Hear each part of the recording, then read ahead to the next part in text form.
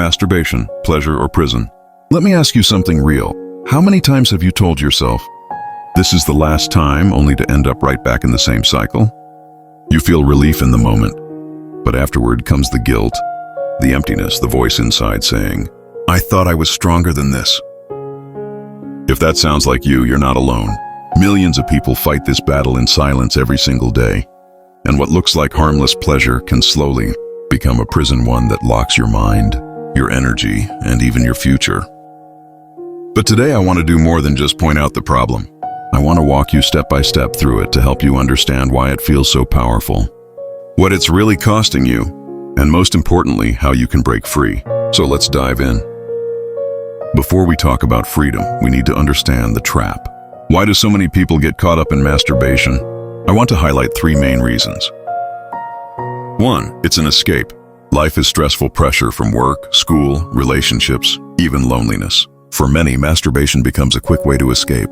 It's not about desire, it's about numbing pain or filling a void. But the escape is temporary and the problems remain. 2. Culture says it's normal. We live in a world that laughs at this struggle. Movies, music, and social media tell us everybody does it. It's harmless. So when someone struggles, they either shrug it off or suffer quietly, thinking it's not serious. But normal doesn't mean healthy. Junk food is normal too, but eat enough of it, and you'll destroy your body. 3. The brain gets hooked. Here's the science. Each time you masturbate, your brain releases dopamine, the feel-good chemical. That rush feels amazing, but your brain begins to crave it more and more. Over time, what started as a choice becomes a habit, and habits, if unchecked, become addictions. That's why it feels so hard to stop. Your brain is literally wired to chase the next hit. So when you combine escape, culture, and brain chemistry, it's easy to see why so many people feel trapped. Now that we understand why people fall in, let's talk about what this habit actually costs you. Because if you think you're only losing a few minutes of pleasure, you're wrong. There are 4 areas masturbation can silently steal from your life. Mental cost. Have you noticed how drained you feel afterward? That's because the dopamine spike is followed by a crash. Your motivation dips, your focus fades, and your brain feels foggy. Over time, it can affect your productivity and ability to concentrate. Emotional cost.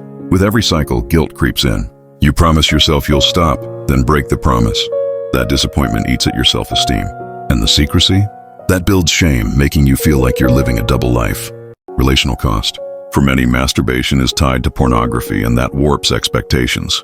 Real relationships require patience, vulnerability, and genuine connection. But porn-driven masturbation trains your brain for instant gratification, making it harder to connect with real partners. Spiritual cost. This is the deepest one. For those who believe in God, masturbation often creates distance. You pray less, you feel unworthy, and guilt convinces you that you can't draw near to God. That's why many describe it not just as a habit, but as chains around the soul. So no, it's not harmless. It's costly, and the longer it continues, the deeper the prison gets. All right, now let's talk about freedom.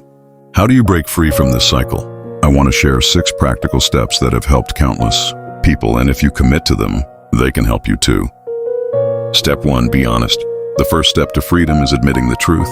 As long as you keep saying, it's no big deal, you'll never break it. Honesty isn't weakness, it's the first key to the prison door. Step 2, identify your triggers. Freedom isn't just about willpower, it's about awareness. Ask yourself, when do you feel the strongest urge? Is it late at night? When you're stressed? Lonely, bored? Identifying your triggers is like mapping the guard patrol in a prison. Once you know where they are, you can avoid them. Step 3, replace the habit. Here's something important. You can't just stop, you have to replace. Every time you feel the urge, redirect that energy. Exercise, journal, read, pray, build something creative. Action is the antidote to temptation.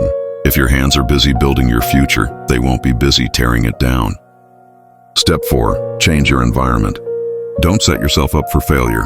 If being alone in your room with your phone at night is a trigger, change the setup.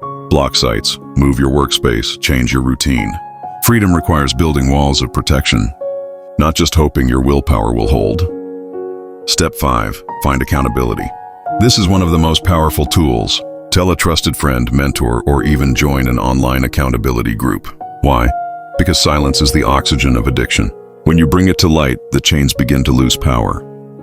Step 6. Feed your mind and spirit. What you feed grows. If you constantly consume lustful images, your urges grow. But if you feed your mind with motivational content, faith and purpose-driven material, discipline grows. It's like planting seeds, you reap what you sow. Now listen, all these steps work, but let me give you something extra. Something that has helped many people when nothing else did. And it's this: purpose. Here's the truth. You don't defeat desire by just saying no. You defeat it by giving your life a bigger yes.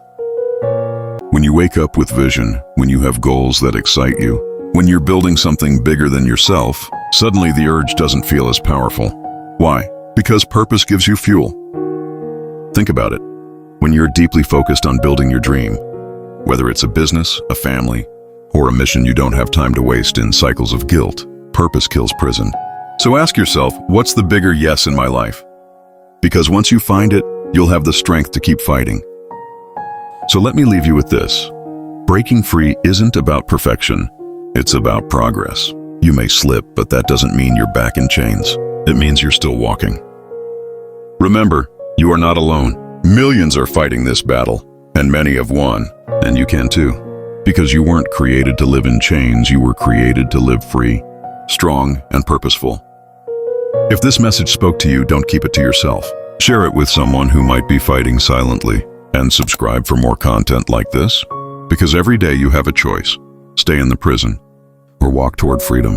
The choice is yours.